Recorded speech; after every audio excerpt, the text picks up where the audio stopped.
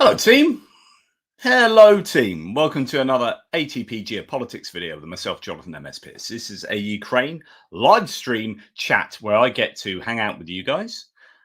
First thing I want to say is a happy birthday to Roman in Australia. G'day, mate. Happy birthday. Really pleased that you're 21 again. Mate, it's awesome. You take care, buddy. That was a request, and I do take requests. Anyway, happy birthday, Roman. Thank you for being an awesome viewer. Really appreciate it. Anyway, for everyone else, hello. Good to be here with you.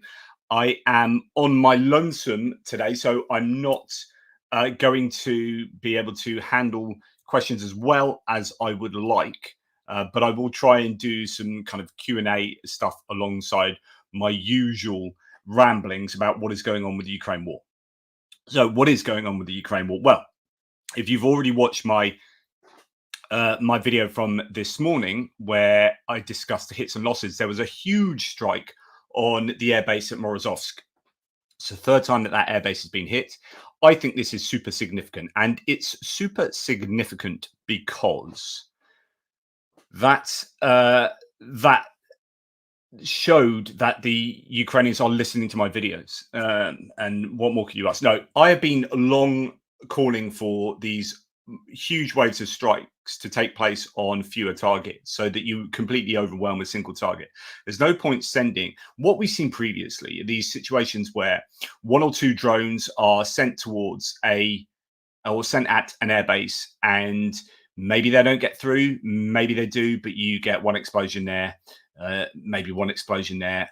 Okay, whoop-de-doo. And it shows that, I guess, maybe all the time they've just been testing out air defenses. But then if you don't strike that target until another month or two later, then your knowledge about air defenses is now out of date. So I don't know that if that really explains it. I just think they've been waiting to get enough attack drones. There have been these rumors that or claims that the Ukrainians are constructing, procuring, manufacturing drones, attack drones, long-range attack drones at rates higher than the Russians are with regard to their Shahed production. Now, the Russians are able to manufacture Shaheeds themselves now, the Grand drones, as they call them, when they are Russian, I guess Russian made. I think they called them that when they were using just the Iranian ones. I presume they're still getting some from Iran. I'm not 100% sure, but they're certainly making those themselves. Now, Ukraine need to have as many advantages over the Russians as physically possible, and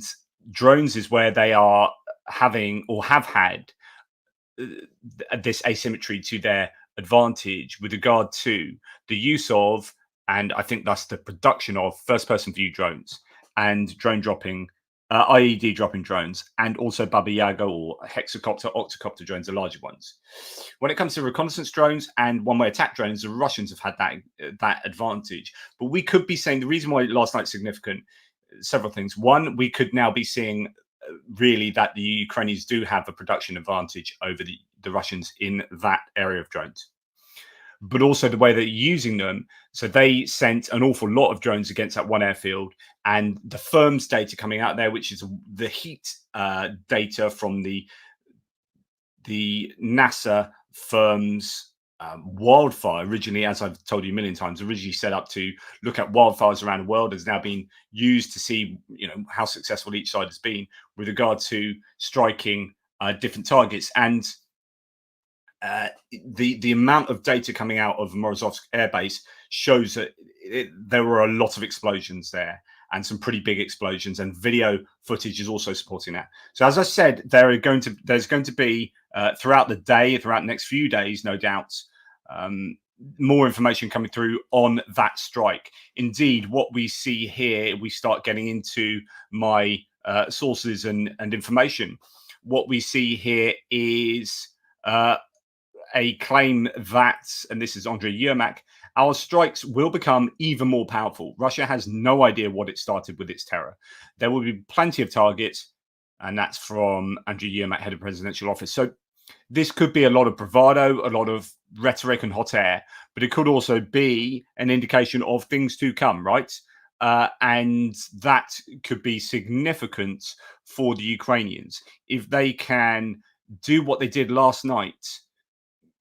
more than once a week, then the Russians are going to be in a lot of trouble, because not only was the airbase hit last night, but a slew of oil depots and energy infrastructure targets were taken out, or at least hit and damaged. I mean, really significant stuff. Now, with regard to the airbase, Russians confirming Ukraine's strikes on the Moros Air Base were unencumbered by air defense. Planes and warehouses were hit. So this is a Russian source saying, in short, it's a complete mess. There will be photos and videos soon. Stay tuned. And there are already videos of the actual explosions taking place, some really significant explosions and secondary detonations. As thought to be a lot of guided glide bombs that were in warehouses there, which is incredible.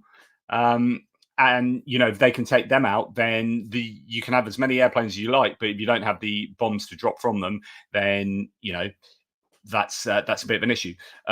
Anyway, yeah, so lots of video footage out there. Nobody shot down the drones. So no air defense. Why is there no air defense? Was there air defense there, but it wasn't able to shoot down the drones? In that case, you know, the air defense is rubbish, or they've had to pull that air defense to other places around probably around the front line, which shows you that they are struggling. The Russians are struggling for material. Some of the planes they actually flew into the warehouse one after another. So this is also what you need to do. If you are sending drones, you don't. So say you've got I don't know, an area, right? You don't go, right, we're going to have one drone at that warehouse. We're going to have one drone at that air control tower. We're going to have one drone. You want like 10 drones at the warehouse. So one doesn't like set off detonations, then the other 9 will. You want to just be overwhelming the whole place with drone after drone after drone. Just my opinion is send 100 drones at Moros Air Base and make it so you can never use that airbase again. Like, that's what I would do. But then, you know, I'm not a military general, but they seem to have like gone some way to doing that. So they actually flew into the warehouse one after another. Some of the planes seem to be damaged too. That's going to be hugely important. The runway was significantly damaged. The air defense did not work or worked poorly. In short, the air defense slept through. There was significant damage. So it's going to be interesting to see the news there. So a Ukrainian intelligence source tells me, says Sasha Ingber, this attack on Russia's Morozovsk airfield was all drones. Longer range strikes are becoming more possible. Phillips O'Brien says this looks like the most damaging long range strike against the Russian airfield so far in the war. I can't see why that would not be true. It looks perfectly like that is the most damaging attack on a single attack on an airfield. Then you've got this. I get in trouble if I play things too much. But a Russian soldier filmed a detonation of ammunition caused by a missile strike on a Russian military unit a few days ago. The location of the incident has not been disclosed. I thought this is just okay. Whoop-de-doo. There's a big explosion, like a massive explosion here, caught on camera. But whenever we look at stuff, it's always like whenever I see any data point or source, bit of information, I'm always thinking, what extra does this tell me? What can I glean from this? This isn't just, oh, whoop-de-doo, someone's caught an explosion on camera. This is how many explosions are taking place that are either not caught on camera or are caught on camera, and that's not published to the internet. So here we've got a new one that we didn't know anything about that was published a couple of days supposedly after this happened, and we have another strike that we don't know. How many strikes are the Ukrainians doing? And you could say the same for the Russians, of course. How many strikes are either side doing, therefore, that we just don't know about? How many successful explosions of enemy equipment do we not know about? Because there's another example, and I'm sure these are sort of 10 a penny. Now, I'm not doing a frontline update in this video. I haven't looked at my mapping yet. JR is unable to help just at the moment, and so it is quite challenging for me to do everything right now because there are apparently only 24 hours in a day, and I spend about 23.99 hours on this stuff. So apologies, but I will try and get the mapping out today. You might ask why I am looking so dapper today. I've been to the Turkish barber. As you can see, I've become even more beautiful. Why am I saying this? I'm going to be on holiday for 2 weeks. As you guys know, I don't do any holidaying until well, these days I just spend all my time speaking to you guys. And then last year when I went on holiday, I went for 2 weeks, and I'm going for 2 weeks again. I'm not going to say where, but I'm going for 2 weeks again on Monday, and I will be taking my laptop, so I will be doing something every day. I don't know what, I don't know how, what the setup is going to be like, and whether I can. But that's why I'm even more beautiful than I normally am. As you guys know, I am one of the most beautiful YouTubers this side of, I don't know, Nagasaki or something.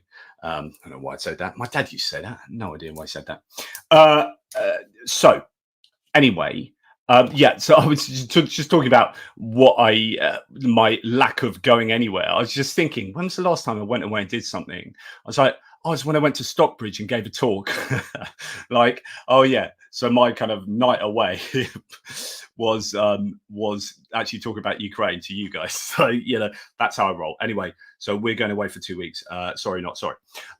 Okay, right. So with regard to the front line, though, I will get you an update, but it looks like the Russians are, at least according to Julian Rupka, who is from the Bild, sometimes what he claims is called into question. He's a bit of sometimes a doomer, sometimes not 100% accurate, but sometimes he's on it, right? He's saying that Russian invasion forces have crossed the canal in Chasiv Yar and are now advancing into the first western quarter of the town. Something we've been expecting, but yeah, looks like that's happening. Anyway, the main content of what this video is going to be is going to be military aid and then geopolitics. There's not an awful lot happening in both of these areas. I'm going to concentrate my geopolitics mainly on the prisoner swap. It is so my videos were getting to be incredibly long, and you guys have noticed that. Mark was speaking to me. Mark, when it went to Stockbridge, he is like, mate, your videos are getting a bit long, which is correct. But that was partly a response because actually so much was happening. And what we've done is we come back to like the normal sort of scenario, but so much was going on in terms of military aid being given to Ukraine, and talk about that, and geopolitical stuff, because we had the peace summit and we had NATO and we had all this stuff going on around the world, crazy things happening. And that went on for like a good 3 months or so. And the reflection was that my videos are getting longer and longer. But actually, if you've noticed this week, they've been shorter and shorter, and I've been combining my military aid and geopolitics, which is what it used to be like. So the length of my videos only reflects really how much stuff is going on. Anyway, I digress by speaking too much. Right. Let's start with this. I know lots of people are pretty excited about this because I think you've already said it on the live chat. Romania plans to collaborate with Ukraine on the development and modernization of the R-360 Neptune missile. This partnership aims to jointly control the coastal waters of the Black Sea in the post-war period. Currently, Ukraine is working on increasing the missile's range to 1,000 kilometers and ramp up production. I'd heard previously that they had actually increased the range to 1,000 kilometers. That was the claim previously, but maybe it's that they're still working on that. This is a missile I'd like to see utilized an awful lot more, because this will get around the problem not being able to use ATACMS and Western cruise missiles into Russian territory. This is an indigenously made missile, and if it has a range of 1,000 kilometers, then this could be incredibly useful for the Ukrainians. But I believe the production capacity is something like 1 a month at the moment. And that is obviously way south of where it needs to be. So they need 1 million a month, right? They need to be able to shoot these an awful lot. I don't know how susceptible they are or not to electronic warfare and countermeasures. Who knows?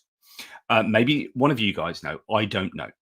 Right. The Croatian authorities have decided to upgrade the armament of the country's armed forces. So that's their own armed forces.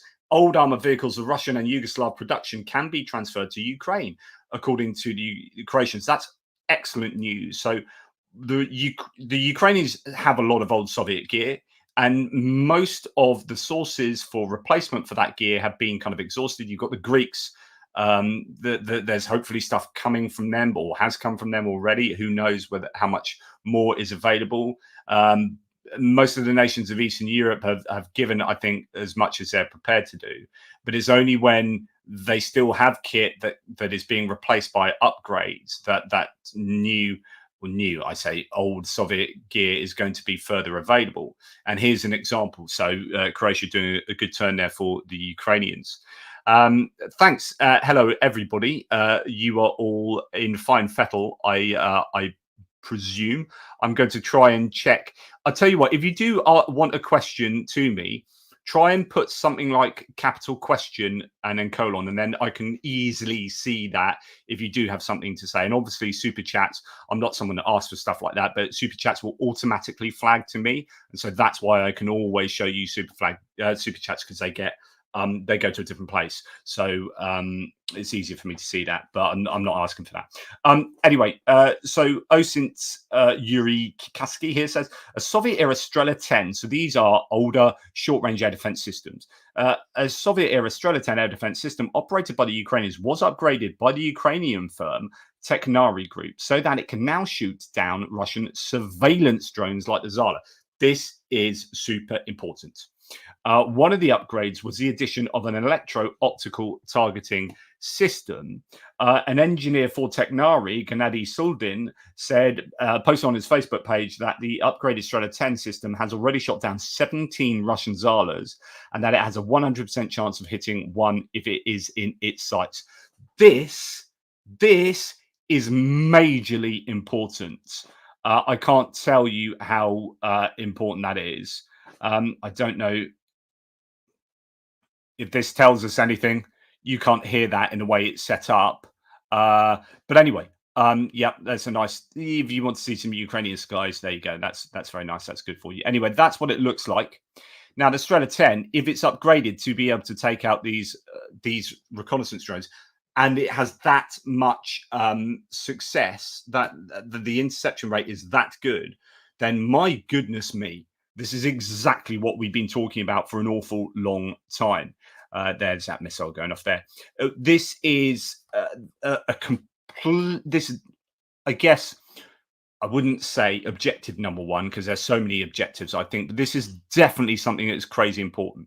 The Russian medium-range reconnaissance drones are allowing targets to be acquired deep behind Ukrainian lines, and that is becoming a serious problem. We've had really high-value targets hit and destroyed, including Patriot launchers some months back. We have had a number of pieces of kit taken out in the Kharkiv area. Initially, we've had radars and all sorts of stuff that the Russians have been able to target. So if they can produce these to scale or adapt these Strela 10s, I don't know how many they have left, to scale, then this will be super important. You've also got the Yak-52, old propeller plane, taking down, and the Russians complaining that that's actually having some success, taking down reconnaissance drones in the Odessa area. There needs to be more of that. We are starting to see, there was another bit of footage came out yesterday of another reconnaissance drone getting taken down by air-to-air FPV drone combat. So FPV drones are kind of suicidally ramming into these drones, and of course, you know, that's an you've got to understand the calculation. So even if it's an expensive way to take those drones down, I'm not saying that the FPV drone is, but any kind of missile, these drones are able to sight for an Iskander-M missile, for example, that then takes out, I don't know, 2 HIMARS, or for example, and then you're losing millions of dollars worth of kit and the expertise of those crew. And so sending an expensive missile against a Zala drone or a Orlan 10 or Orlan 30 drone is still worth it. You don't look at the cost of the drone. You look at the opportunity cost of not shooting it down. Anyway, I think that's really significant news. Right, a bit more drone innovation to talk about. A German drone controlled via fiber optic cable is immune to all forms of jamming and detection. This is something that we've heard about before, because if you connect drones via cable, you can't jam it basically through jamming the signal. The signal is pretty much always going to get to the drone. But obviously, you need to then be able to connect that to a very long wire or cable. And if you do that, of course, if you're flying around trees and in bushes, as many of these drones do, then you're in trouble. So this is better in those open areas where you're just flying up looking for a tank or an APV, and then you're hitting that APV. But of course, so many drones are needed for that. So many drones are lost to electronic warfare and jamming that this is incredibly important. Now, we've heard actually the Russians are doing this months ago, 6 months ago, maybe more. I reported on this, on the Russians doing this. But anyway, David Hambling writes an article for Forbes on this if you want to go and check it out. It's called Jam-Proof Fiber Optic Drone Testing in Ukraine, and it's on Forbes. Okay, then we have Euromonitor Press reporting that in the ongoing electronic warfare, both Russian forces and Ukrainian defenders are constantly searching for open frequency ranges to avoid enemy jamming. Okay, so radio tech expert Serhiy Flesh says that one time at Bandcamp, Russian FPV drone operators started instantly using unconventional frequency ranges such as 480 to 520 megahertz instead of previously observed 180 to 200 megahertz, 300 to 380, 400 to 440, and other frequencies. Russians are equipping FPV drones with non-standard modules, which were massively produced in China, and dual batteries, which were to extend the range. For several weeks, they were able to achieve successful strikes of up to 15 kilometers deep until Ukrainian engineers could adapt to the new frequencies. Just going to show the odd. Andrei Otchenash, drone commander of the Heavens Punishment Unit, 4th Brigade of the National Guard, confirms Russians, Chinese allies are providing PARs for various rare frequency for FPV drones, sometimes allowing them to bypass our electronic warfare systems. So this is definitely an issue, but it's good that the Ukrainians have adapted. Ukrainian pilots do the same, and technical race never stops on the front. This is the arms race, very literally so. The kind of as I've said many times before, it's how evolution works with prey and predators. The antelope evolves longer legs and gets faster, so the cheetah has to evolve to overcome that. And you have this going on in evolution, and that's exactly what happens in terms of warfare. Now, goodness me, I've been wondering about this for some time, and it looks kind of official that the International Legion is recruiting F-16 pilots and ground crew. I don't know any details about this. I mean, you just click on this, it's the International Legion kind of sign-up page. But I don't know about pilots, but certainly ground crew would be useful. I don't know whether nations are providing ground crew on the quiet. My sense is that they probably are, but who knows? As far as pilots go, that would be one way of getting some trained up pilots straight into F-16s pretty quick. But I don't know how doable that is to get foreign pilots operating F-16s over Ukrainian skies, whether there are any considerations concerning that. But let me know what you guys think about that idea. And then finally onto some Russian stuff here. So Daniel R., who often posts stuff, technical stuff on drones, says a very large Ukrainian Baba Yaga drone was captured by the Russians. Other than its size, there are a number of very interesting details. And it's worth looking at this. I mean, look at those blades. This is a massive drone. Goodness me. The drone lost one of its arms and heavily hit the ground, bending its frame. It is very nicely made and was probably, you can guess, probably very, very expensive. There are 4 antennae for radio control, making this drone difficult to defeat with electronic warfare. So goodness me, a lot of kit on top. This drone's munitions are extremely interesting. These are optically laser guided. Wow. Baba Yaga drones are large and fly slow, making them very easy targets to shoot down with small arms. Guided munitions would enable bombing from much higher altitudes. In other words, out of the range of some of your small arms fire, arguably. If these guided munitions are available in quantities and perform well, they could cause a lot of trouble for Russian invaders. In other words, if you can't get close air support from your F-16s, they don't want to get next to the front line to drop guided bombs, then you can have automated systems like a drone dropping the same munitions. That's a massive bomb, right? This is a really significant thread, this, or the information here. Better quality photos show a number of a few more details. The munition under the drone has a green fin with a cylinder on its tip. The steerable fins appear to be protected by white covers that are connected to the green fin. Two green fins and a cylinder are also seen here. The cylinder is probably used to remove the covers that protect the delicate steerable fins. Fancy stuff. There are also additional labels visible. So there you go. Not a huge thread, but I think one that shows that here the Ukrainians, but both sides are consistently trying to innovate and win that arms race, win that evolutionary military arms race, particularly with regard to um, to drones and electronic warfare. Okay, I'm just going to have a look at some of your questions if you have any, and give some props to people like Kevin Forst. Thank you, my good man. 5 ATP Geopolitics memberships. He's always such a great supporter of the channel, as is Paul Gilbert. Thank you very much, Paul. I hope you like your hoodie. And Stephen Bendal gifted. I haven't checked, by the way, Paul, I've not been on Discord for ages. I don't have spare time. I wish I had more time. I'm going to invent. I've always thought I would invent. Was it Judge Dredd in 2000 AD where they had machines where you could sleep for 10 minutes and that gives you the whole night? And I remember reading that as a kid, just thinking, that's what I want. I want to be able to use my day so efficiently that I love sleeping, right? But it's a bit of a waste of time.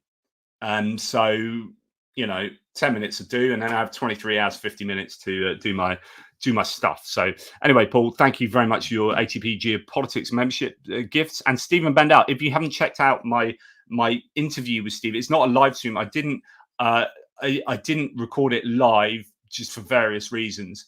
It was a pre-record. So if you just search Stephen Bendal, and we talk about Norway. He's a Norwegian guy who's married to a Ukrainian, and we talk a lot about a range of things. And it was a lovely chat. And he just got back from Ukraine, so go and check that one out. Thanks to Finnish guy who's been a member for 5 months, still the best channel ever. Slava Ukraini, thanks, my man. Right, question. And this is Keith Kane, who is a superb supporter of the channel. ATP Geopolitics. Do you think the prison swap will push Biden to let Ukraine strike deep, or do you think that happened as part of secret negotiations? Thank you for the hard work and dedication. We're going to come and speak on this.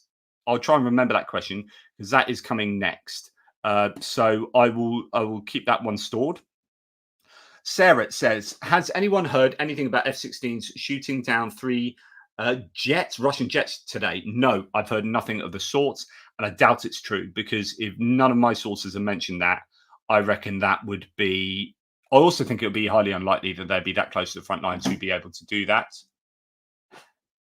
I've just said that. I've said it. Thank you. I'm on a live, so my partner has just put up there's a window there. Has just put up a message because I'd said I've got to.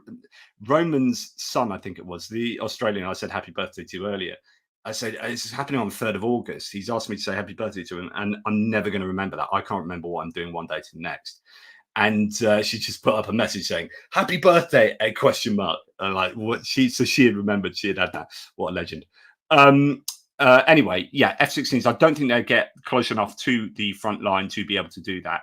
Certainly not yet. I don't think they'd risk it. There needs to be a lot more SEAD and DEAD, suppression of enemy air defense and destruction of enemy air defenses first. Vigo says, what is the cost-value ratio between interceptor and drone? Oh, goodness me. So it depends what interceptor you're using. A drone, it depends what drone you're talking about. The latest for a Shahed drone, because at the beginning of the war, people were thinking Shahed drones that the Russians were getting from Iran were relatively cheap. I mean, quite expensive, but still, tens and tens of thousands of dollars. But it was only when there was a bit of a leak of some invoices or something.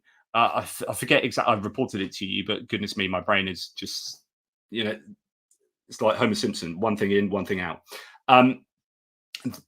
I have a feeling they are now, or they would cost it at 193,000. So that actually Shaheds from Iran are relatively expensive. But something like an all-land drone, was it like some of those like $30,000? Which to me is still fairly expensive because if you see some of the construction of them, they're like a water bottle for the petrol, a Canon camera just glued in, but they do a job, right? So Anyway, let's assume like 30,000. But some of these missiles that you can be shooting at them are like $1 million. Or, it depends. If you just go and Google the cost of like an AIM 9X missile or a Patriot Pac 2 missile or something like that, then you'll see that these missiles are in the hundreds and hundreds of thousands of dollars. So there's a real asymmetry there. But the thing is that all-land drone is spotting for a missile that then can take out uh, and arguably a number of targets. So that drone then goes back home and comes out again, then comes back, and it does like 3 missions before getting shot down. Then you could be losing an awful lot of stuff. So taking out with a very expensive missile is you need to be evaluating the opportunity cost of not taking it out and it facilitating those strikes. Right. No, that was one that I've just asked already. Sorry, my microphone's in the way. Right. Question. As much as F-16s are great, why don't we hear anything about transport helicopters? Ukraine needs to get troops behind enemy lines. Yeah. I'm not sure that they'd risk helicopter dropping behind enemy lines unless you're doing some kind of major special forces operation. There have been a number of Sea Kings. I think Germany's still providing. We're in the middle of providing 6 other Sea Kings. UK provided 3. Those are transports, but they're not. You wouldn't use them anymore to drop behind enemy lines.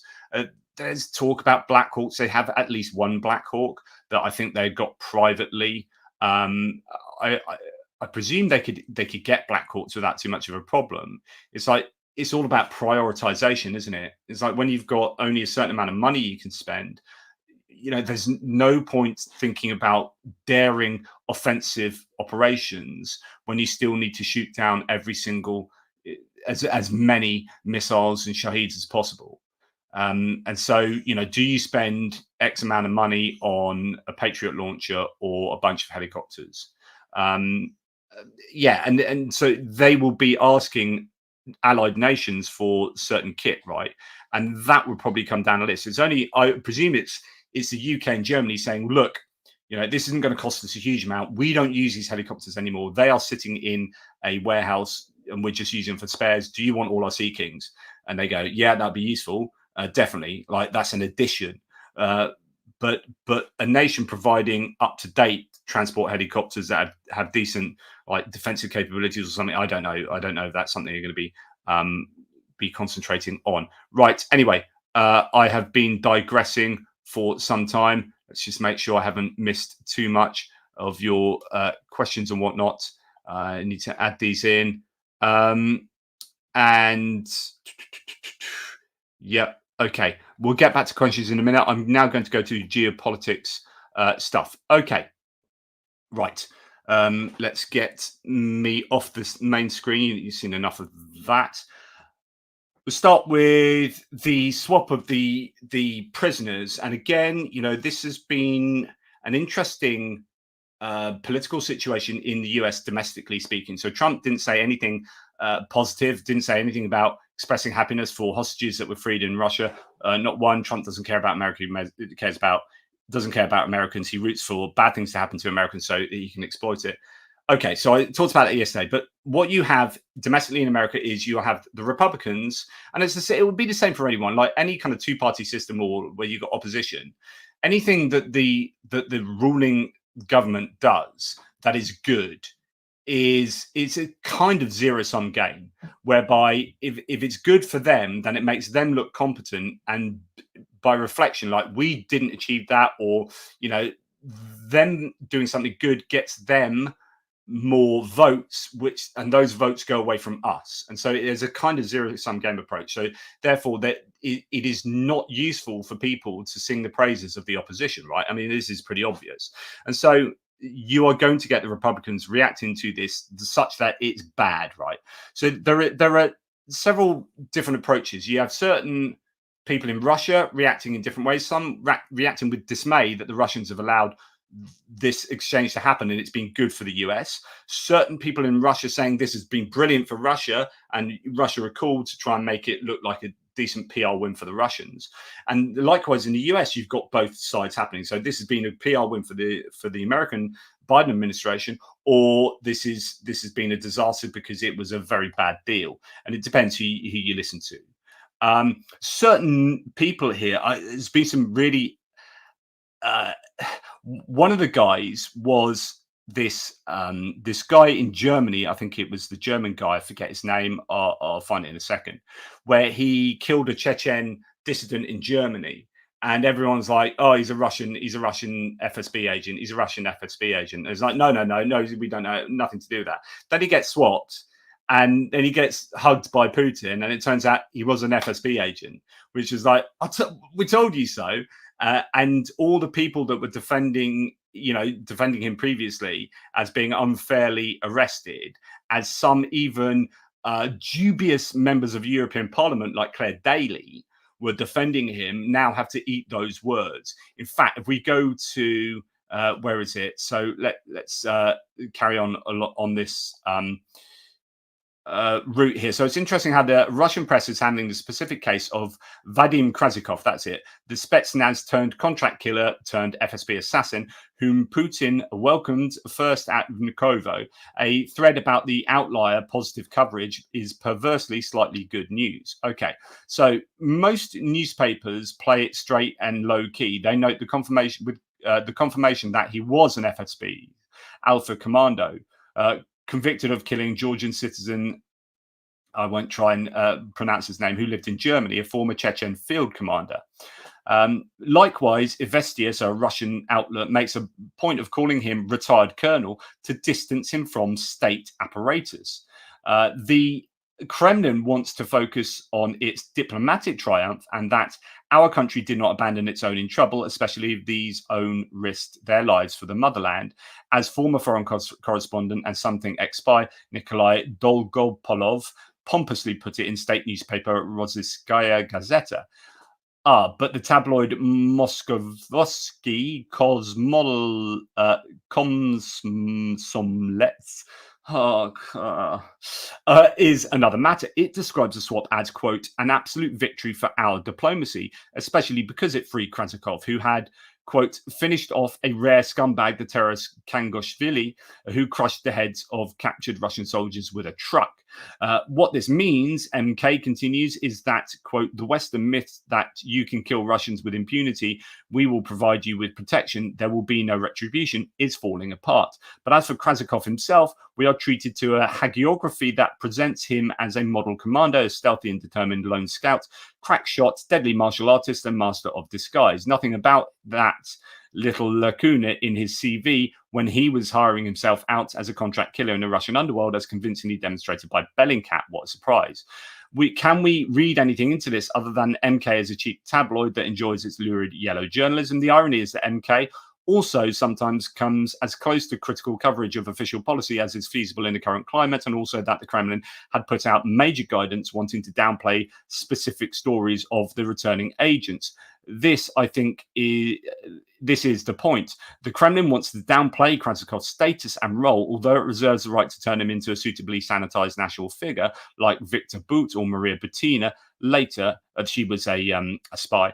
Meanwhile, the news hounds of MK see Krasikov offering the kind of lurid Rambo-esque stories their audience laps up. It is disgusting to see a gangster spook murderer being fated, but perversely, this is kind of good news story in there is still some pitifully small room for press freedom, for the media to ignore official guidance, even if whitewashing a hoodlum. What matters is not does the press say things we like, but can the press still deviate the Kremlin from the Kremlin's line?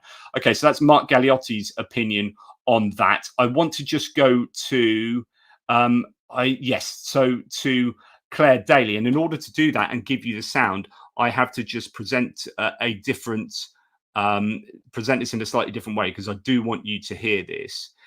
So if you remember who Claire Daly is, she was let's see if that's the one. So before I play you this, I'm going to share that one instead. Now, if you remember Claire Daly, she was a MEP from Ireland who's basically been super pro Russia. She was involved in a Latvian MEP who was under the Russian influence, under Russian influence, and she was also best mates with Mick Wallace, who's another MEP from Ireland who was pro-Russian. Okay, so that's who she is. Now, this is really great because in 2023 she said this. Hopefully you can hear this. Let me know. Really impressive that the Parliament has swung into action so quickly in relation to the case of anti-Putin, anti-Ukrainian war journalist Vladimir Kara-Murza, who was given a 25-year prison sentence this week for his journalism, a sentence rightly slammed by the EU as outrageously harsh. So that's to say that back in 2023, she said, okay, like Kara-Murza's been imprisoned by Putin. Now, I can't get away with saying that's a good thing. So I have to say it's outrageous and he was given a 25-year sentence. That's really bad. But what about? It is. But it's still 150 years less than Julian Assange will get if he's convicted and prosecuted in the US for his anti-war journalism, exposing US war crimes in Iraq and Afghanistan. He's been in prison for over 4 years. Tonight of his freedom for many more, yet we've never had one of these discussions in here calling for his release. We've never had one discussion about the case of Pablo Gonzalez, imprisoned in Poland for the last year for his anti-war journalism. Unless we're consistent in these motions, then they're nothing more than meaningless geopolitical shams, the instrumentalization of human rights for political ends, and that is not good enough.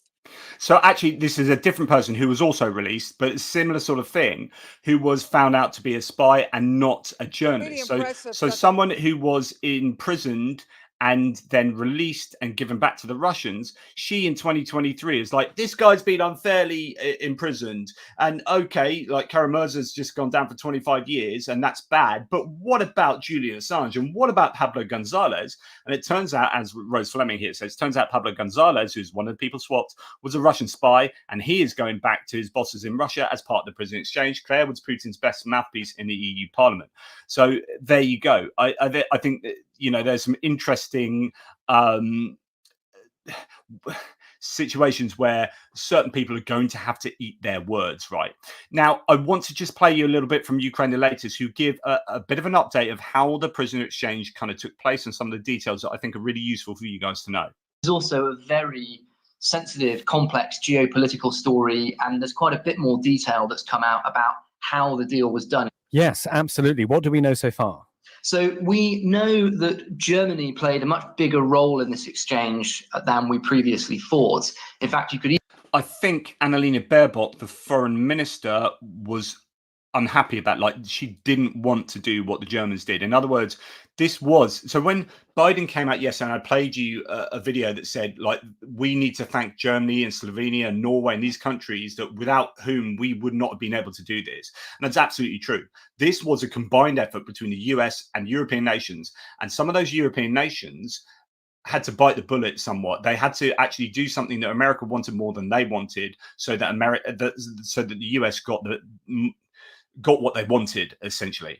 Even make the case that Germany kind of held the key that unlocked the whole thing and allowed it to happen. And that's because Krasikov, this pro-Putin hitman who was released, who I alluded to earlier, he was languishing in a German prison on that life sentence for carrying out an assassination.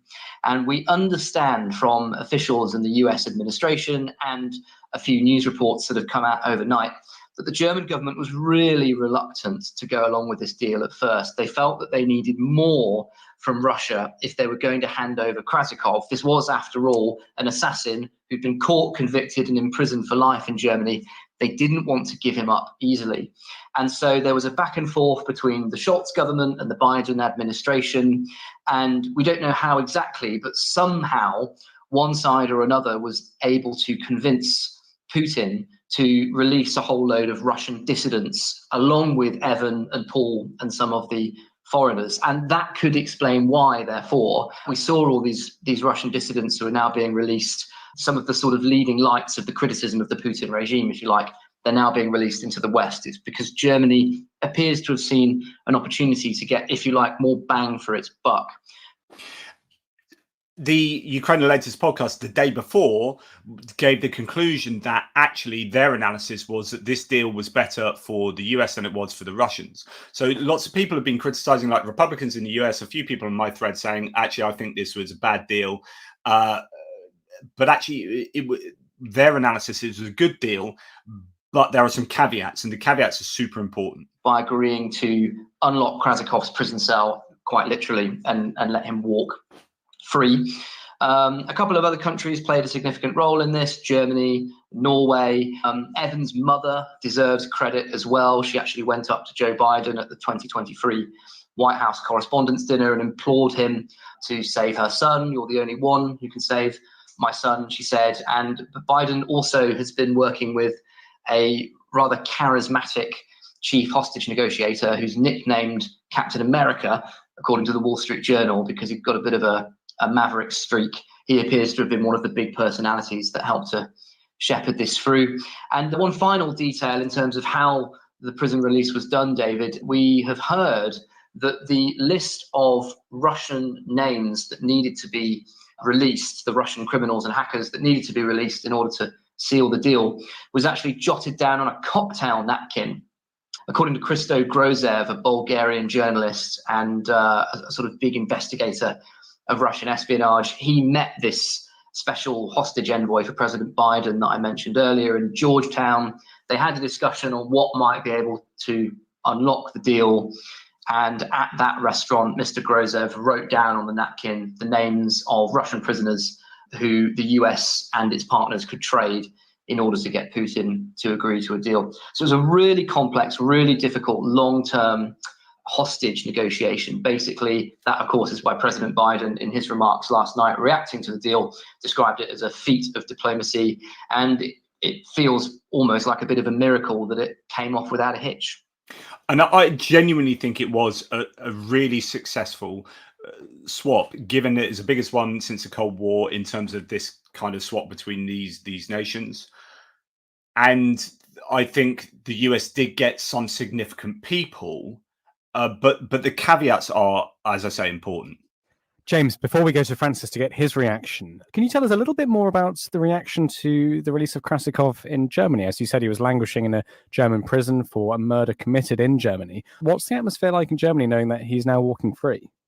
Well, the atmosphere is, I'd say, on the whole, quite jubilant. I think the German press, or at least my survey of the German press this morning, suggests that they're genuinely quite impressed by the fact that Olaf Scholz, who's not considered a great statesman compared to people like, obviously, Zelensky or President Biden, he's considered to be lower down in the pecking order, inevitably, in terms of matters of major global affairs. But he appears to have shepherded through the deal, and he's won some credit, I think, in the German media for doing that.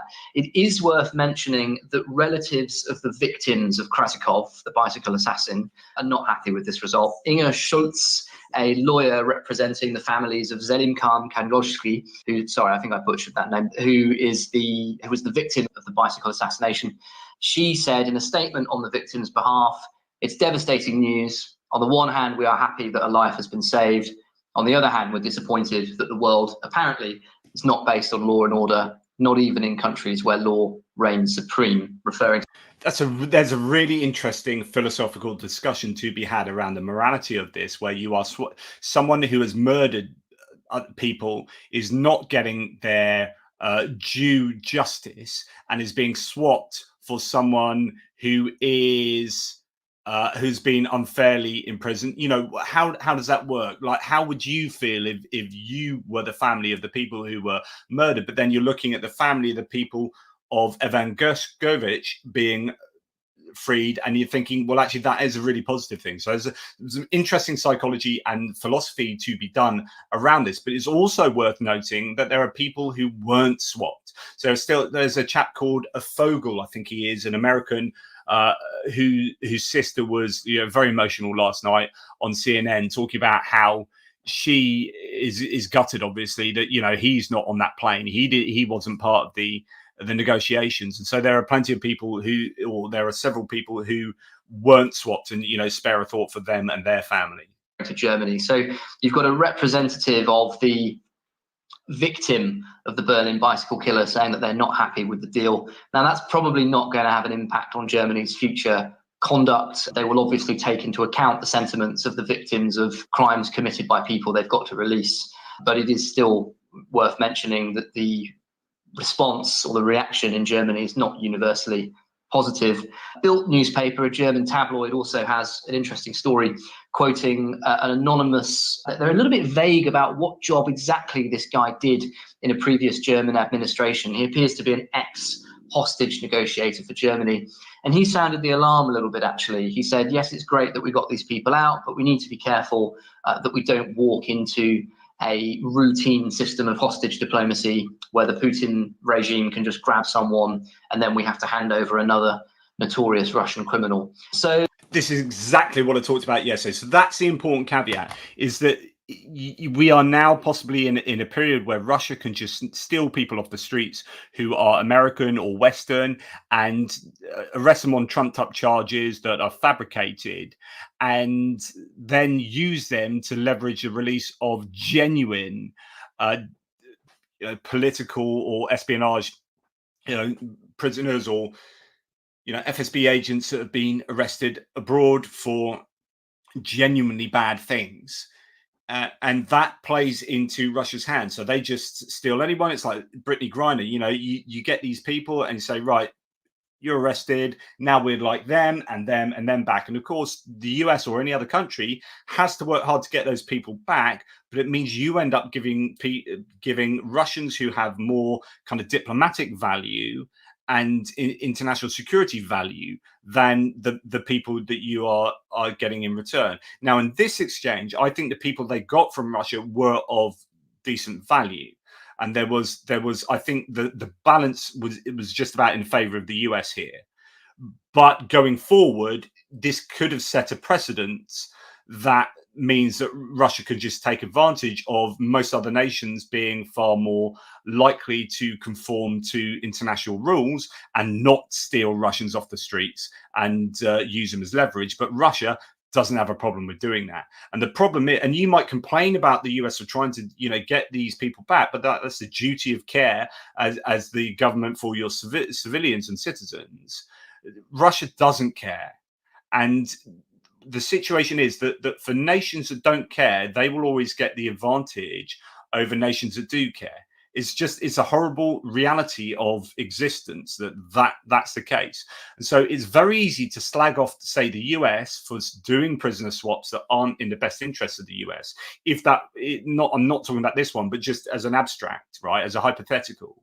Like, it's very easy to slag off any administration that would do that. But what choice do they have other than leaving their people languishing because the Russians they have are genuinely useful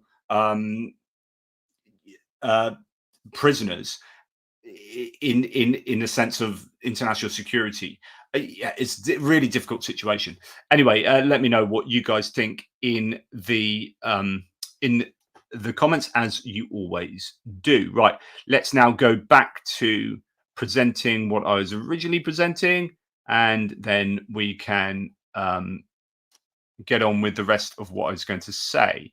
Okay, there we go. Right, so where are we going to next? Now, I'm not going to play you this video, but I would love to. It's actually a lovely video. And I am kind of pro Biden versus being, not a big fan of Trump. So I won't try and be too overtly partisan here.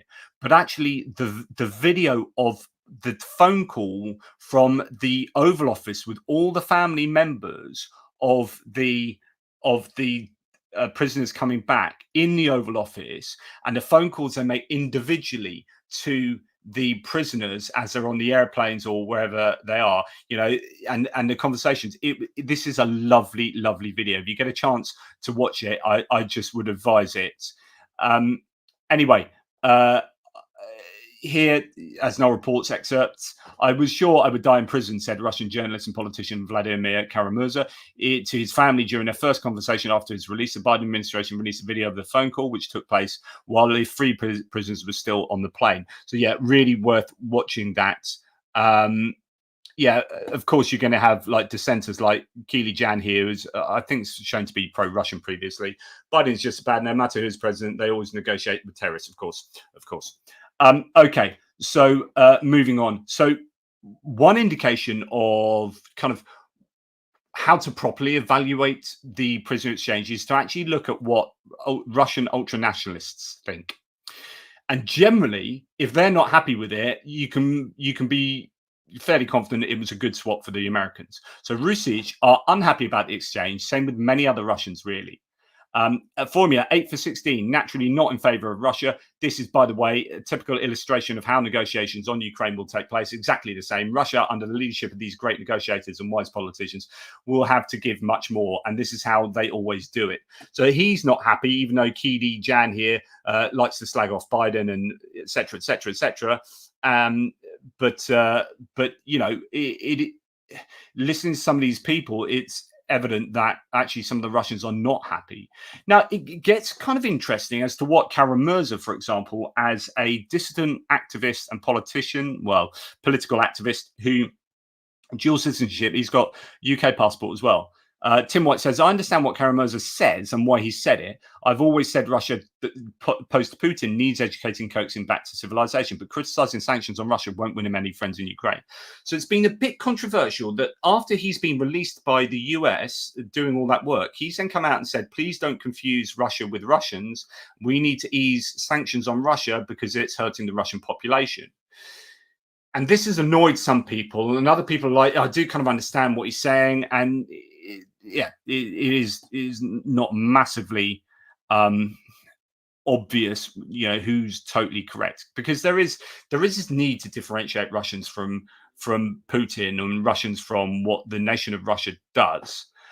How much are Russians complicit on a daily basis in what the nation does? And even if they are quite complicit, I've said this before about, this gets a little bit philosophical and gets into the long weeds of discussing, you know, whether libertarian free will exists or not. But when you have a soldier on the front line who is spouting Ukro-Nazi propaganda, you know, saying dehumanizing Ukrainians by calling them X, Y, and Z, it's very easy to blame that Russian, and indeed, intuitively, you do. But the reality is that Russian is a victim to the brainwashing of the Russian state.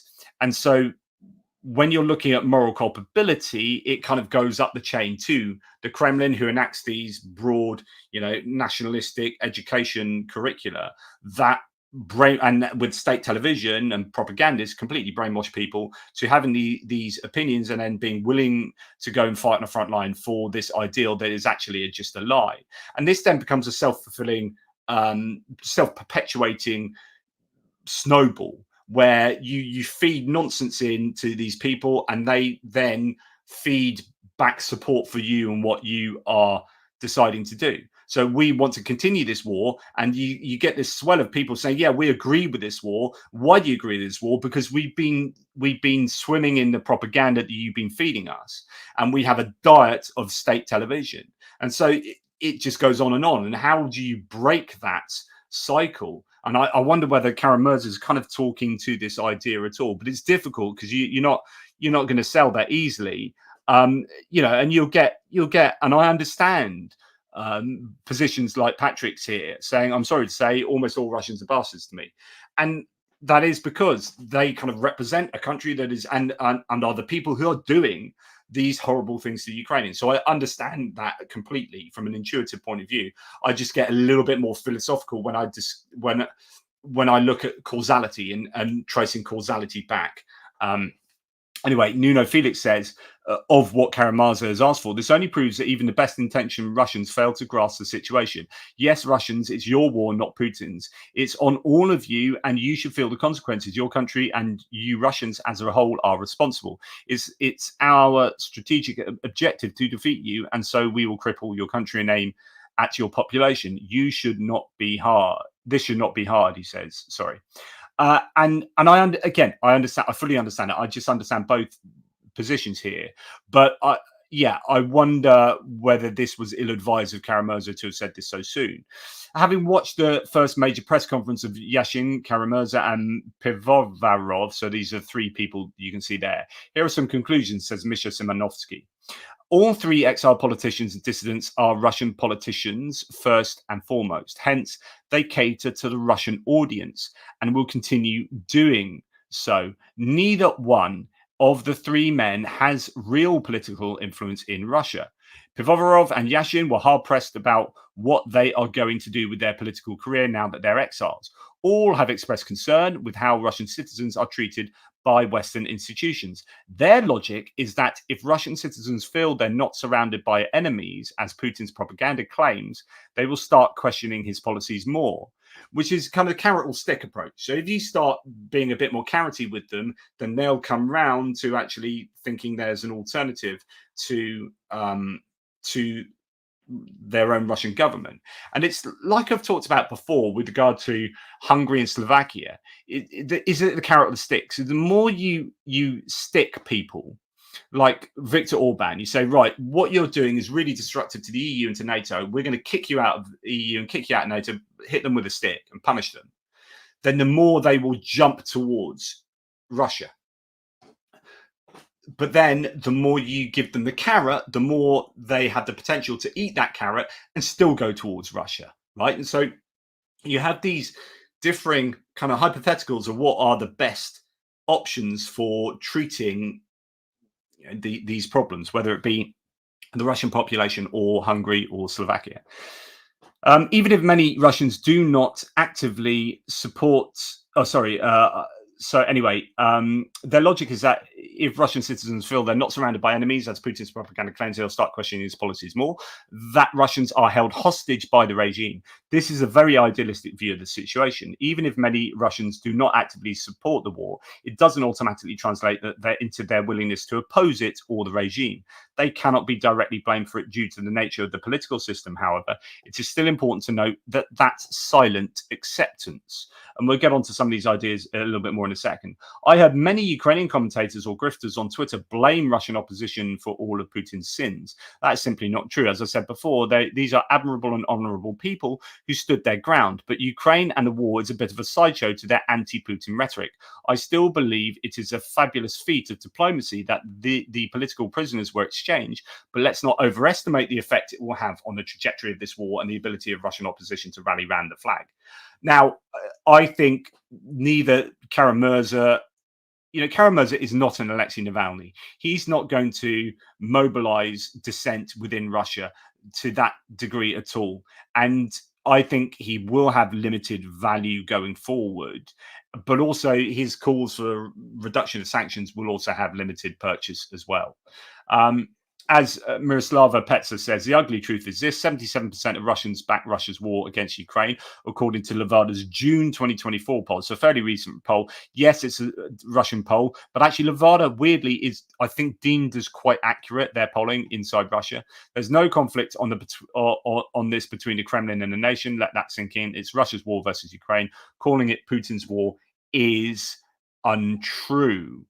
So that's interesting. And then, someone else saying, here, Kramarenko saying they are ordinary Russians, they're not guilty of anything, and looking at a Shahid workshop full of ordinary Russians building weapons of war that would kill Ukrainians. So, these are definite like moral brambles to try and waltz through. Mykola Bieliskov says so-called Russian opposition is quite instrumental in Kremlin plans as it allows to preserve Western illusion that somehow Russia might eventually become free and democratic. Thus, the Russians shouldn't be fully isolated and fully defeated to persevere its dignity and thus path to eventual westernization. So they allow a certain amount of Russian opposition. So allowing Kara-Murza to go to the US actually allows the Kremlin to give this illusion that there is, real opposition to Putin, even though obviously there isn't. And here Jakub Yanda says, no, Kara-Murza is making a strategic mistake. We must increase the pressure on Russia, both the regime and the population, which pays taxes and de facto supports the Russian war machine. Russian population must feel the economic hardship brought by the Russian leadership on them. So again, this is quite a philosophical debate where, and I've talked about this or hinted at this before when talking about, is it right to strike Russian energy infrastructure to take out power stations so that Russians don't have power? that affects their civilian lives might also affect the ability to manufacture weapons too. Yeah, but taking out electricity substations and so on and so forth. Like, how do we feel about that? Now, I know Russia are doing it to Ukraine, but two wrongs don't make a right type thing. Is it okay for Ukraine to do that back to Russia? Where do and there are different people, different analyses of war that will suggest that energy infrastructure is a bona fide military target, and there are those that say it isn't. And there are no objective truths in these things. You just have arguments, and you're either swayed or not. Russian population must feel the economic hardship brought by the Russian leadership on them, he says. You don't have to believe this. So the West must increase our sectoral sanctions on Russia to make it as isolated, make sure it's isolated, and ensure Russia becomes an economic crap hole. Russian citizens must feel the continuation of the Russian war means that their economic situation will get much worse. And that, I think, is a very important dynamic there. So Russians need to be able to correlate causally connect their lot, their situation in life, their welfare. Why aren't my pensions as much as they used to be? Why are the hospitals falling apart? Why is that bridge collapsed? They need to connect the ideas of their lives getting worse because all that money is being drained on the war in Ukraine. So connecting those two ideas is super important. And one of the best ways of showing that is by keeping up sanctions and allowing Ukraine to hit crucial infrastructure like they have, but not to the extent that Russia has done to Ukraine in terms of civilian, apartment buildings and so on and so forth. This is the only principled, strategic and wise strategy the West should do to help Ukraine survive, says Yakub Yanda. And just a few more points here. I think this is an excellent encapsulation of how the feelings of anti-war, anti-Putin Russians have evolved over time, says Mark Galeotti, referring to Emu Brigadier. So this is in relation to a comment here that says, inspired by recent events and the spirit of being constructive, here are some concrete bare minimum steps that need to be taken by Russian opposition for Ukrainians to consider cooperating with them again. So the idea that Russian opposition is a real tangible thing, and it can do things that allows cooperation with the Ukrainians. So Emu Brigadier says, look, this post about what Russians must do to be accepted by Ukrainians portrays a misunderstanding about Russians. It's not 2022 anymore. As I see it, Russian liberals no longer seek an alliance with the Ukrainians or seek their approval or validation. Let me explain why. After the start of the full-scale invasion, many Russians experienced a period of intense soul-searching. Great crimes were being committed in their name. They felt like their identity had become toxic. This feeling is incredibly uncomfortable. One way many tried to resolve it was through explicit solidarity and alignment with the Ukrainian cause, rallies, donations, social media posts, and trying to reason with their ethnic families. In many cases, they really wanted Ukrainians to see them as allies, to affirm them as the good guys in spite of their toxic identity. They wanted to see themselves as good, and they felt the Ukrainians were in charge of granting them that license. Over time, this changed. Two events were pivotal. In August 2022, Ukrainian President Zelensky asked Western countries to close their borders to Russians, irrespective of their political stance. These were not empty words. Ukrainian ambassadors started lobbying their host countries to deny entry to Russians and to send Russian passport holders home. Russian liberals saw this as a betrayal. They had been posting pro-Ukrainian messages on social media, campaigning and donating, and now Zelensky, a person who they saw as a hero, as their hero as well, was pushing them into the hands of Putin's justice system, scare quotes justice. The second event was the death of Navalny. Liberal Russians see Navalny as a figure of almost New Testament proportions. After the full-scale invasion, he became the most pro-Ukrainian public figure in Russia. He issued a statement supporting Ukrainian sovereignty within its 1991 borders, reparations for Ukraine, and the prosecution of war criminals. He called for Russians to protest and spoke about the war during his court hearings. And yet, after he died, a campaign of mocking and gloating driven by NATO and many Ukrainian influencers ensued. They were still holding his October 2014 remarks about Crimea not being a sandwich against him. They posted photos of sandwiches, and even some even bought sandwiches to the impromptu Navalny memorials in the US and Europe. The fact that the Ukrainian intelligence chief publicly supported the official Russian version of his death, a blog cock came off, didn't help.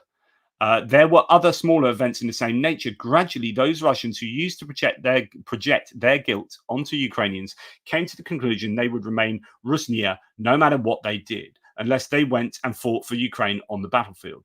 This was a sacrifice they were not ready to make. Reaching out to Ukrainians proved to be not very productive. This does not mean that they support Putin or the invasion now. It means they're deciding their future strategy without much input from Ukrainians. While personal friendships and mutual respect between some Ukrainian figures and Russian liberals continues, these relationships are purposefully kept under the radar to avoid toxicity. Now the opinions of Ukrainians do not much have impact on Russian liberal discourse. When a Ukrainian influencer posts self-flagellation guidelines for good Russians, it looks so March 2022. Many of them were ready to listen back then. Today, they've largely moved on. I think that's a really interesting analysis of where Russian liberals sit and how they see Ukraine and how they interact with Ukrainians. Okay. Russian anti-war activist dies in pre-trial detention. So there are still, people dying in Russian prisons who have not been released, especially if they are, really Russian, as in they don't have dual citizenship and don't have that much interaction with Western nations. Musician and anti-war activist Pavel Kushnir died on July the 27th in a pre-trial detention center and in Birobidzhan, a capital of the Jewish autonomous region of Russia. And finally, on the geopolitical front, S&P, so is that Standard & Poor global ratings, temporarily downgraded Ukraine's long-term and short-term sovereign credit ratings from CCC to SDSD, selective default, due to missed coupon payments of its 2026 Euro bonds and the ongoing $20 billion debt restructuring. The rating is expected to be upgraded after the debt restructuring is completed. So just to say that Ukraine is looking in a more and more precarious position. They've been downgraded financially, but actually they are doing this debt restructuring, which has allowed them to save billions and billions of dollars, which is really good news. And after that finishes, they might well get the upgrade. And that's that from me. Now back to me, and we can talk about your questions a little bit more before I go and have the day I appear to have. Yep, family's just got here, so I'd better attend to them at some point. Okay, let's get back to your questions, though. Did I answer Keith's question? Do you think that prisoner swap will push Biden to let Ukraine? I don't think it'll have much effect on the approach to striking. It's an interesting idea, though. He could have been holding off on that until that got done. That's not a bad idea, Keith. So the idea is that he was not saying yes to striking deeper into Russia until that was done, because that would have scuppered the prisoner swap. In the same way that Navalny was supposed to be part of this prisoner swap and he died, but the shooting down the cargo plane previously scuppered that a prisoner swap previously. So, Russia are quite volatile there. It's not a bad idea, Keith. I don't know that it will. But yeah, who knows? I hope I am wrong. Okay. So, Dr. Battery, thank you, my good man. Member for 8 months. Love to the ATP crew. Thank you, my man. Johnny Christensen with some Danish love. Appreciate that. Awesome guy. And we have Smal Lakam here with some Australian love. Cheers, mate. Jonathan, stop burning the candle at both ends. We forgive you for missing one or two news items. The thing is, I just feel really bad. And also because I'm now in such a routine and the way I collect my data throughout the day and at night and every conceivable moment where I'm not doing something with my hands, I'm finding data to talk about. So that I just collect this data. And if I then can't talk about it, then that can't happen, right? I have to be able to talk about it because otherwise that's all wasted. And so I just feel I'm such a creature of habit these days that 7 days a week, I mean, it's insane. I am going to have to take a rest at some point, but I just find it hard to do so, really hard to do so. But thank you very much for your support. I really appreciate that. As I've said, I have not had a day off for over 2 years. And when I say a day, I don't mean like 5 days a week, as in 7 days a week, every day of the month, 2 Christmas days in a row. I've done videos. I take my laptop on holiday. I've not done videos every single day for over 2 years now. So, but that's the way I roll. It's my choice. Okay, Stephen, thanks, buddy. The guy Norway gave up in the prisoner exchange is an odd one. He spent more than 10 years building a fake identity. Everyone knows him now. How useful can he be to Russia? Now, this is a really good point. So one of the arguments is the people that are being given back to Russia are really useful intelligence assets. But the reality is they're not. And this is why I think the exchange is in favor. Thanks to Stephen for reminding me. This is why I think the exchange is in to the favor of the US. Because actually, if you've been in prison for a bunch of time, you have no intelligence, as in, like, you have no current knowledge of things really. And you are known, right? As soon as you are released, you're being tagged, right?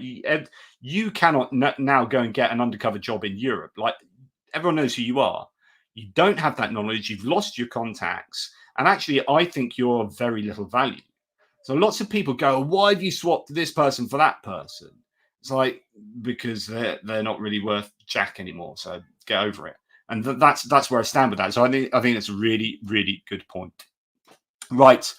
I don't know if you have any other questions. I am going to probably shoot off in a sec. I'm just going to see if there has been any other news concerning the strike on the airbase or anything else coming out from this morning, because there are there's so much happening all the time. Interestingly, I saw, just for hits and losses, I saw a video of a motorcycle cemetery this morning. Just destruction of motorbikes everywhere. So when you see, like, Andrew Perpetua put these losses on his list of like 8 motorcycles or 12 motorcycles on a single day, it's usually from just like one area where they're just like motorcycle death. But yes. We have Euromodern Press here saying Russia's casualty rate will likely continue to average above 1,000 a day throughout August, according to UK intelligence. Over the past 2 months, Russian forces in Ukraine have seen their average daily casualties decrease from over 1,262 to 1,140 in July. So July's slipped slightly back, but it's still an incredibly high number. What? Ooh, hello. Right. Should we go and look at something? I wonder how this looks interesting. Right. Okay. Ukrainian General Staff reports that Ukrainian forces successfully struck a Russian submarine and an S-400 missile system in occupied Crimea. 4 S-400 launchers are significantly damaged. The B-237 Rostov-on-Don, so that was already hit in Sevastopol port, sank immediately. The submarine, valued at $300 million, was ongoing repairs after a previous attack in September 2023. Right, the Rostov-on-Don apparently was some people saying it's moved and it looked like it was had been fixed. A lot of people were wondering about whether it could ever be fixed with the amount of damage that was done when it was struck back in September 2023. That is massive. And not only is that massive, so I'm presuming this is strikes from last night alone. This isn't going back in time. And if this is just from one night, Russian submarine and S-400 system taken out, 4 launchers significantly damaged, and a submarine, that is absolutely incredible. So there you go. Check that out. We'll keep an eye on that and see if anything else comes out about that. In fact, there are some satellite images already. Satellite images of the reported location before and after of the Rostov-on-Don in Sevastopol. I mean, goodness me, if this is the sinking of a submarine, that I don't know how much you can tell from that, goodness, then that is going to be a real PR loss more than anything else for the Russians. That's incredible. In fact, I keep flicking here. I just didn't want to see just me looking through my threads endlessly, because this is what I do all day. But actually, so that was the damage done previously, and people are thinking, no, that's beyond economical repair, But as it says here, later it was repaired and tested in the water area of Sevastopol. So that's what I'd heard, that actually they were testing it and it was back up and running, but now it's been properly sunk. And that's exactly what they should have done, the Ukrainians, because you're going to struggle to take out submarines as easily in Novorossiysk, where they are now stationed, and possibly further to the south in Abkhazia, off Georgia. And you are not going to shoot them down at sea. I was thinking about this the other night about whether you could make 100 torpedo drones and just send them out and hopefully, send them towards submarine area. But like, it's a big old sea. It's completely unrealistic. But realistically, you are not going to shoot down. You're not going to sink submarines in the Black Sea anymore. So only if they're in Sevastopol. And this is the only one left in Sevastopol. So I'm really glad that they did have properly taken this out. I think that's incredibly important. That's really good news. So lots of people talking about this. It is obviously doing the rounds. This is, as you can see, this is going to be PR heaven for the Ukrainians, and this will be embarrassment for the Russians. And of course, you can therefore expect there to be, there's a video with the motorcycle cemetery, by the way. You can expect the Russians to react to this, as they often do. They are nothing if not big on retribution and revenge. But it does, fewer subs and missile attacks. The subs haven't really been doing missile attacks anyway recently. They are out in the Black Sea, the remaining 3. And I've been saying for days now that expect a big missile attack. We haven't seen it, but it is probably going to happen at some point. And by the way, thank you massively to Mitch Mazarol, who's just supremely awesome. Thanks for the relentless efforts, JP. Kira says to who you might be trying to get in for an interview in the next short while. Right. I've been bad on interviews, and because I've just been so busy. I'm due to interview just for American politics, not for Ukraine, a guy called Josiah from Pondering Politics. So we're in touch, and really I'm open to interviewing anyone. I was due to be on Jake Bro's roundtable, but I was unable to make 2 dates that he had just because randomly he had like family round or whatnot. So I don't know if you guys can help me organize interviews, as in if you can contact people and say, oh, JP really wants to talk to you, because I'm just on my own essentially, and it's very difficult for me to basically do everything. But if you have likewise any ideas, the problem is trying to contact people when you're just using like Twitter, they're not going to answer. Most people don't answer random Twitter unsolicited posts saying, oh, I'm a random British guy, would you like an interview? I mean, some people do, and it's great, but I don't know. Great to remind me to do that. Now, as I'm going off on holiday, obviously there won't be any interviews for a couple of weeks, but I do want to get back to interviews because I do really enjoy them, and I think I'm okay at them.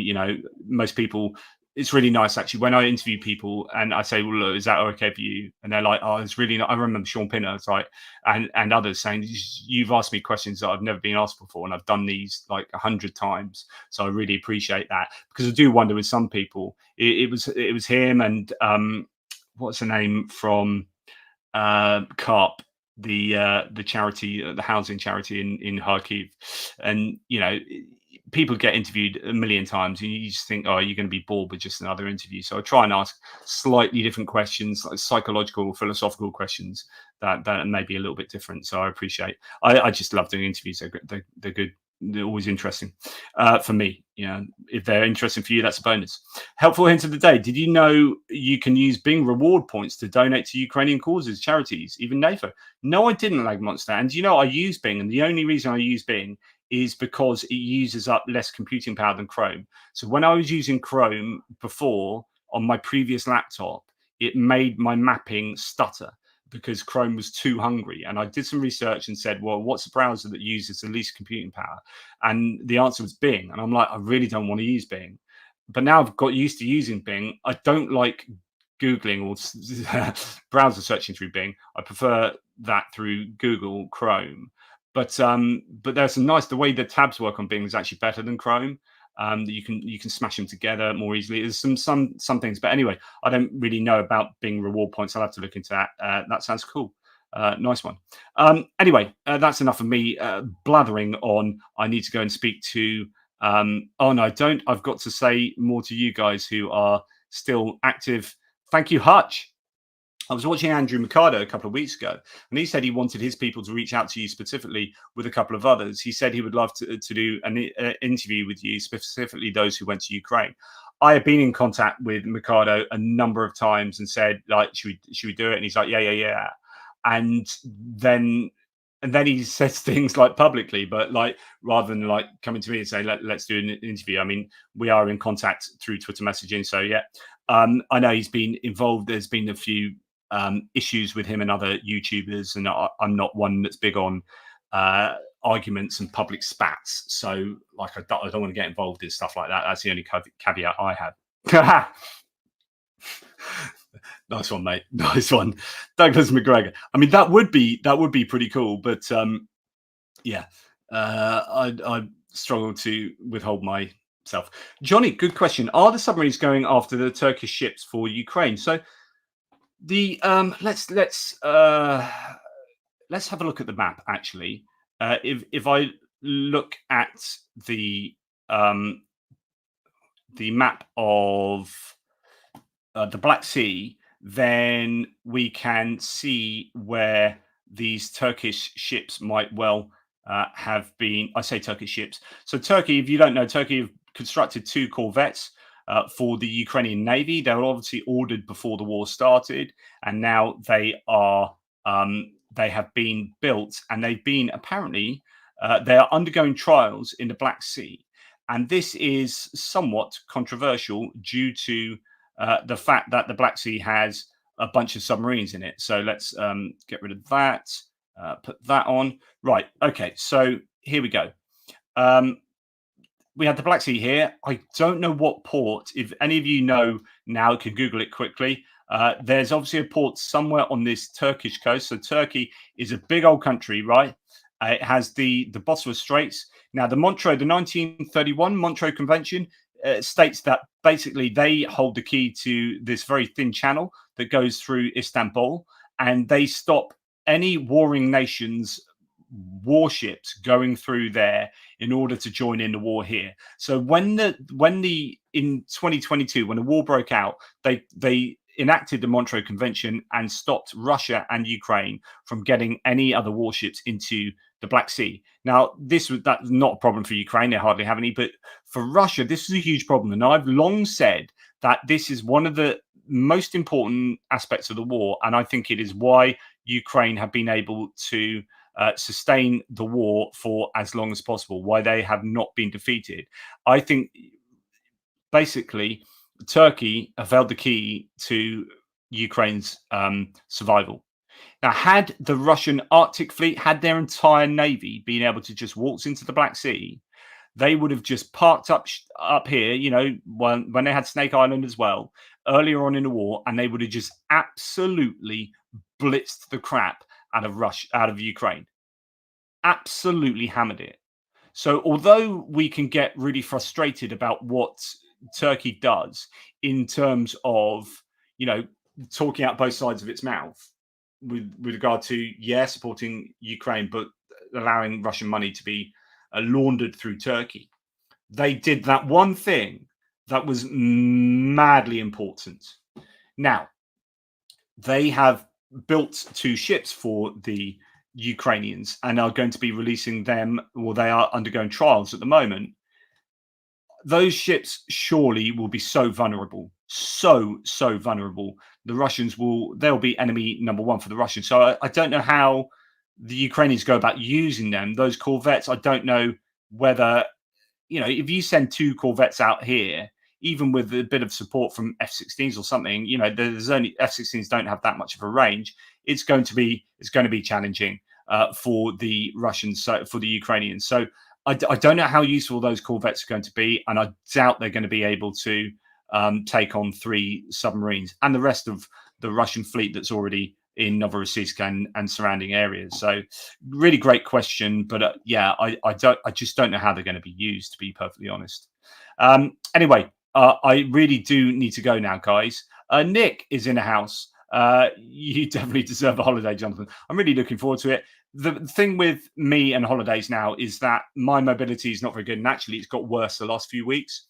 I'm really struggling to move around on my feet as well as I should be able to. So if you don't know, I've got primary progressive multiple sclerosis, which is why I'm okay with sitting on my fat ass all day long talking to you guys. It's because I can do that.